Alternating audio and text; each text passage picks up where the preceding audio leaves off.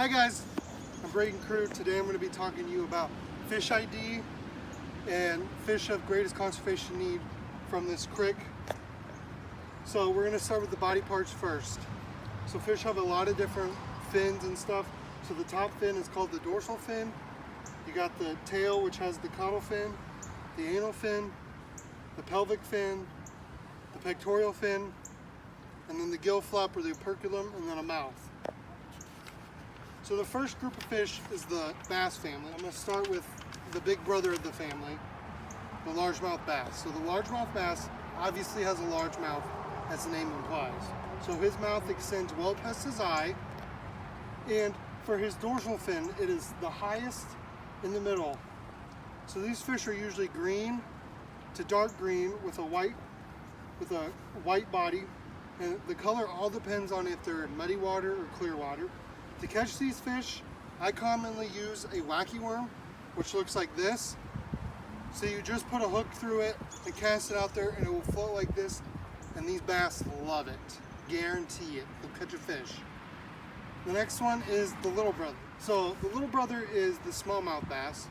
So it doesn't have as big of a mouth as his brother. So his mouth extends to about the middle of his eye. He has these dark lines on his body. And he's about an olivey green color, still the white body.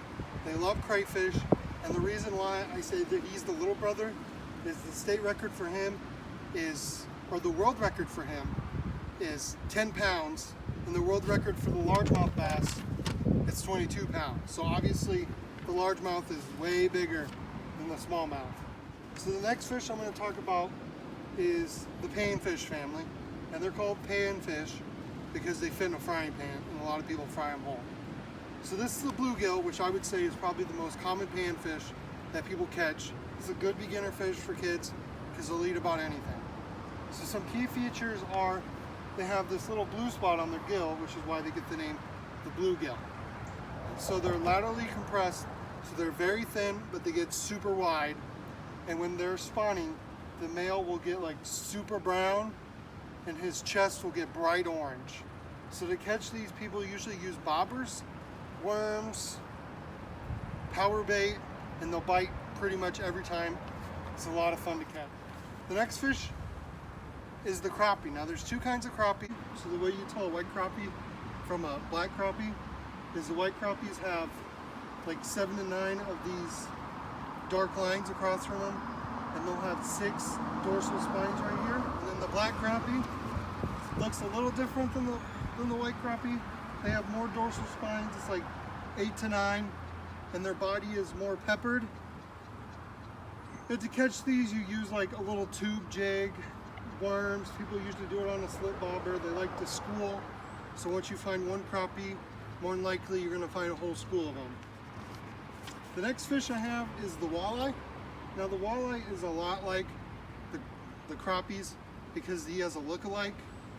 So the way you tell a walleye apart from its look-alike is the walleye will have a dark spot right here and a white tip on his tail. They're usually an olivey green, and when you go to catch them, you want to watch out for their teeth. They have really sharp teeth, and they can cut you, because I was down in Rathbun the other day helping a grad student, and the walleye that we were tagging swiped at him and cut his finger. These are like torpedo shaped, so they swim very fast and they're very aggressive. And his look-alike is the sauger. So the sauger looks really different than the walleye to me, just because I've seen them a lot. They have half moon shaped on their dorsal fins, and they have these black saddles across. And the ways they're similar is they both have teeth, and they both like to night hunt. This is a channel catfish, which I would say is probably the most common catfish that everybody's heard. So some ways that you can tell it's a channel catfish is by its forked tail. Like a flathead doesn't have a forked tail. Bullheads don't have forked tails.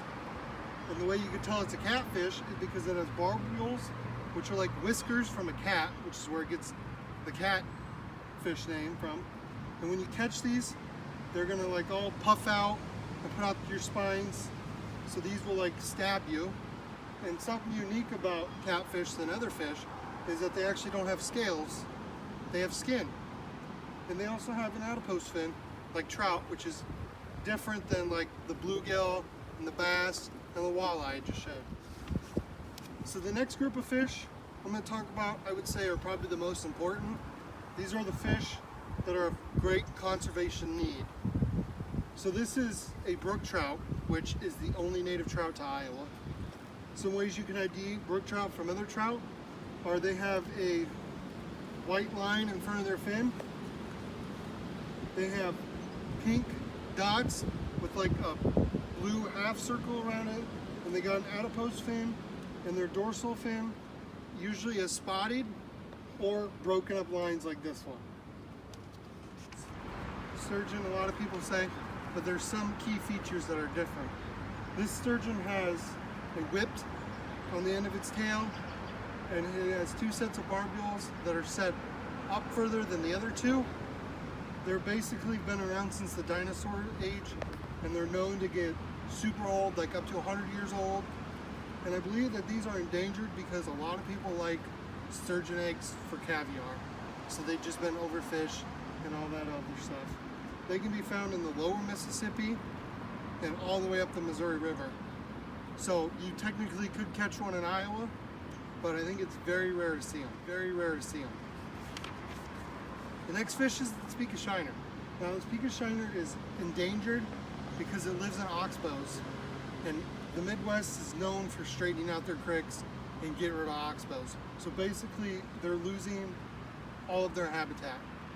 Some key features are the bright colored fins, the dark line down the middle, and it has a very small eye.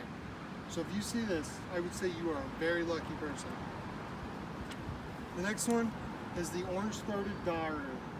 So as you can see, it's very colorful. So these are very easy to identify because they have, on the top of their dorsal fin, it's blue, and then it goes white, and then orange. And they have blue saddles like this. They usually have 4, and these are in the darter family. So they like little creeks like this. So there's a possibility that there could be an orange-throated darter in here. People just haven't found it. I just want to say thanks to you guys for listening. Hopefully I've started a spark in you to have you go out, creek stomp, find some fish, and just enjoy yourself.